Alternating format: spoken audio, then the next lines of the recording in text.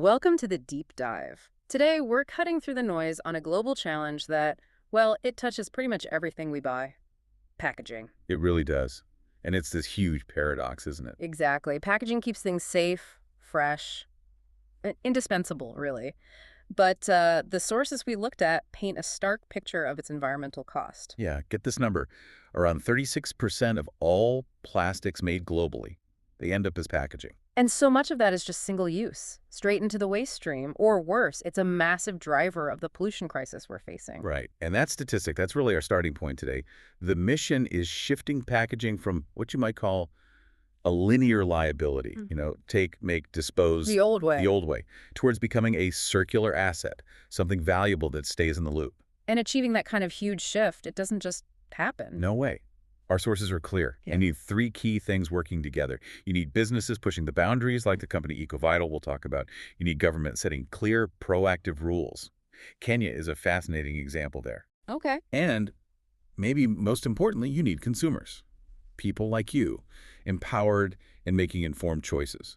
All right, let's unpack this deep dive then. We're kind of building a blueprint, looking at how business innovation connects with policy and how both rely ultimately on consumer action, on you. So let's kick things off with that business pillar, EcoVital. They talk about systemic redesign going way beyond just, basic recycling programs. Yeah, they use this phrase, embedding circularity from the drawing board. Which sounds good, but what does it actually mean? Committing capital before a product even exists. How do they do that at the design stage? Well, it really starts with serious investment in material science and making a very deliberate move away from cheap virgin plastics. Okay. What's really interesting is their push not just for recycled content, but for 100% recycled content where feasible.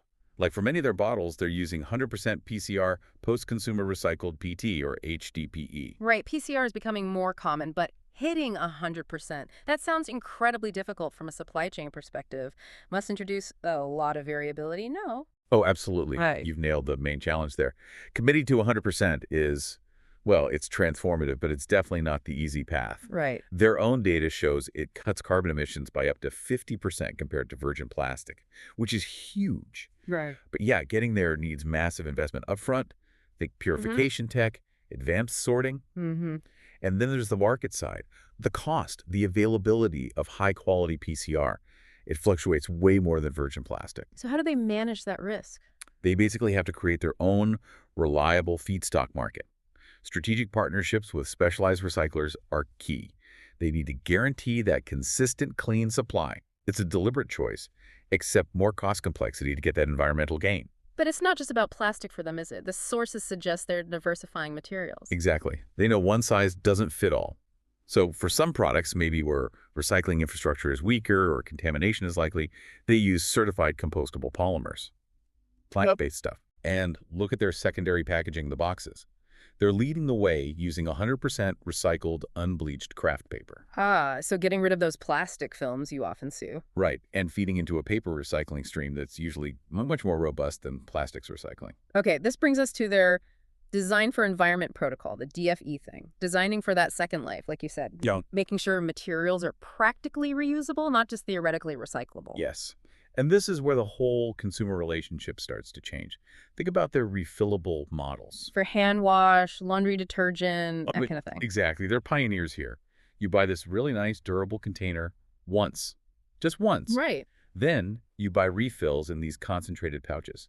And that pouch, this is the key bit, Yeah. uses about 70% less plastic than buying a whole new bottle every time. So the packaging itself becomes an asset, not trash. Precisely. It decouples consumption from disposal. A big shift. And, we can't ignore e-commerce. We've all had that tiny item arrive in a massive box filled with plastic pillows. Oh yeah, the dreaded overboxing. It's a systemic waste issue. EcoVital tackles this with tech. They use AI algorithms to figure out the right size box for each order. Cuts down on wasted cardboard and empty space in the delivery truck? Exactly. Reduces material use, optimizes shipping. And a simple but effective switch. Replacing those awful plastic air pillows, which are usually not recyclable, with recycled paper padding. Simple, but makes a difference. But the ultimate goal is closing the loop, right? Mhm. Even for online orders, which seems like a nightmare logistically. It is tricky. Yeah. But they're developing returnable packaging systems too. Yeah. Imagine, for certain items, you get your product in a specially designed container. Okay. Then it's designed to be easily collapsed. You slap on a prepaid label, send it back, it gets cleaned and reused. A truly closed loop for online retail. That's ambitious. Very. But it addresses that huge challenge of collecting packaging back from millions of individual homes. Okay, so that's the business innovation side with EcoVital. Really impressive stuff. But here's where market forces meet political will, the policy pillar. All right, because innovation is great, but it often needs a push or maybe a framework to really scale up. And this is where Kenya comes in as this global beacon, as the sources put it. Kenya's actions are definitely worth watching. Yeah. They've been incredibly proactive, showing how powerful strong national policy can be. Most people have heard about their 2017 ban on plastic carrier bags. Super strict. But let's talk about the impact, the ripple effects of that move. It wasn't just flicking a switch, was it? No, not at all. It was bold, Mm-hmm. decisive, Yeah. and honestly, it faced a lot of initial resistance. Big fines, disruption for businesses and consumers. Sure. But the results, the source material is really clear on this. The ban worked. It cleared up waterways, less plastic pollution on land, fewer livestock dying from eating plastic. Wow. And critically, it forced innovation. Almost overnight, a market for reusable bags, paper bags, other alternatives just exploded. So it actually created economic activity. Yes, it showed that stringent policy, even if disruptive at first, can actually drive market creation when it's properly enforced. A powerful lesson. Okay, so that bold move kind of set the stage for what came next. The Extended Producer Responsibility EPR regulations from 2021. This feels like where things are heading globally. It really does seem to be the next major step. Mm. EPR in Kenya is part of their Sustainable Waste Management Act.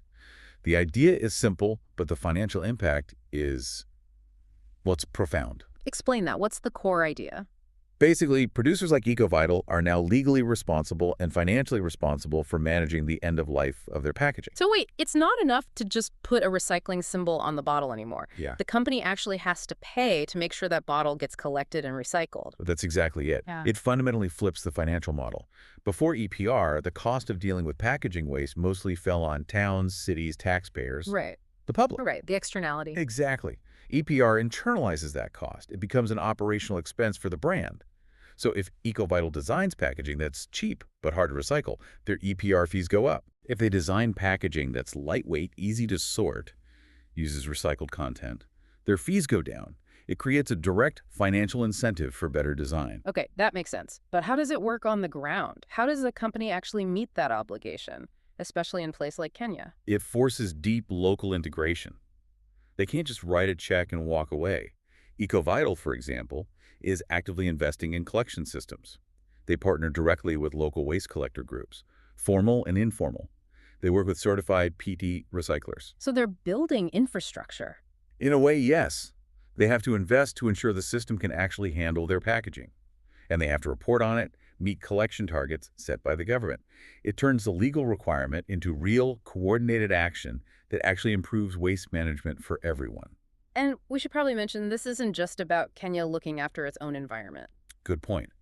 These national policies are directly helping Kenya meet its international commitments. Think UN Sustainable Development Goals. Like SDG 12, responsible consumption and production. Exactly. Yeah. And SDG 13, climate action by cutting landfill emissions, and SDG 14, life below water, by reducing plastic leakage into the oceans. It's all connected. A national strategy with global benefits. Okay, so we have innovative companies like EcoVital, proactive governments like Kenya. But now we need to talk about the third pillar, the listener, you. Because all this great packaging design, all these smart regulations, they kind of fall apart without informed, engaged consumers, right? You're the one who actually closes the loop. Absolutely critical. We can talk about 100% PCR plastic and EPR schemes all day long, but if that package ends up in the wrong bin or just in the landfill, the whole system breaks down. So how does the consumer make a difference? Well, first, through purchasing power.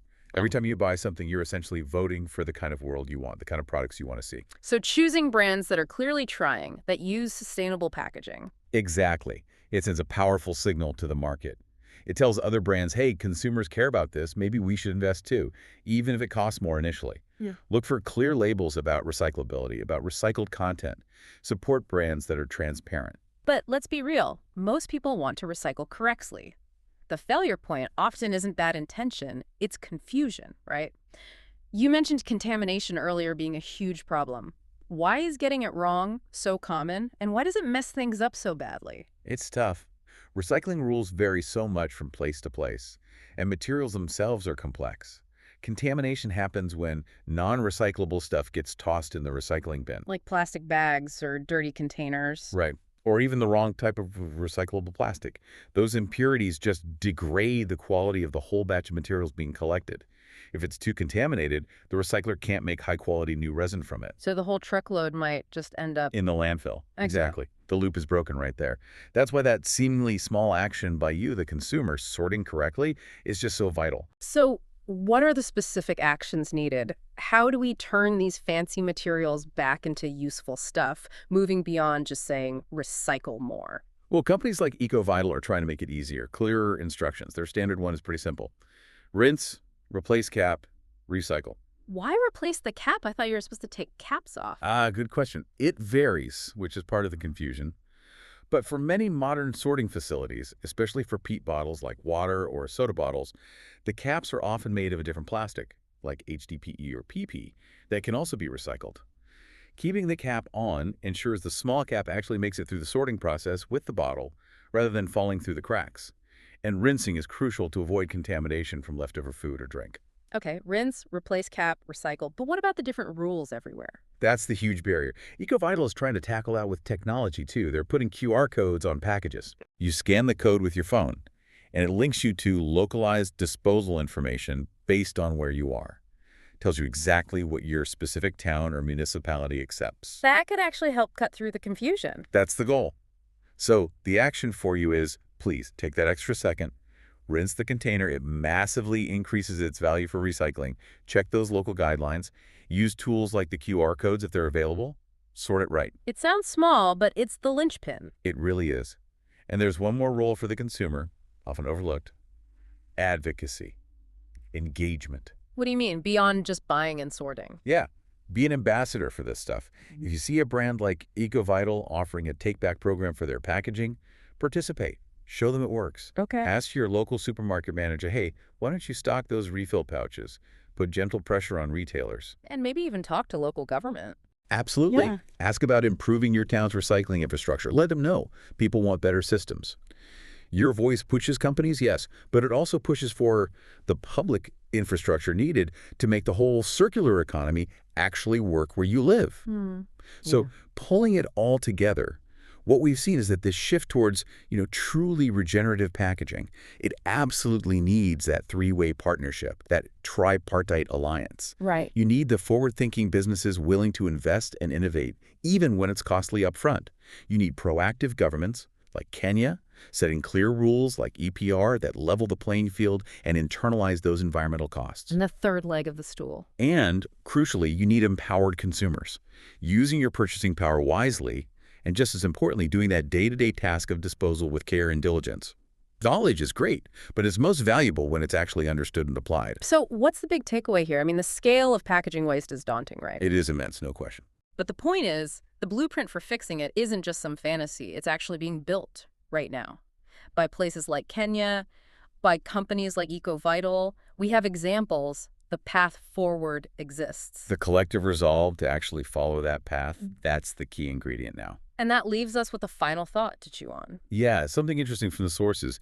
Remember how Kenya's plastic bag ban, despite the initial disruption, ended up spurring all that innovation in alternatives, created new markets, had clear environmental wins. Right. It forced the change. So it raises this question for you to think about. If strict policies, even ones that seem disruptive or costly at first, are proven to be effective catalysts for essential long-term innovation and environmental progress, then maybe regulations like EPR aren't just burdens companies have to comply with. Maybe they're actually necessary engines for driving market transformation and material progress. Are they a cost or an investment trigger? Something to definitely mull over. Perhaps while you're rinsing out that container and checking your local recycling guide. Thank you for joining us for this deep dive. We hope you'll continue exploring this vital topic.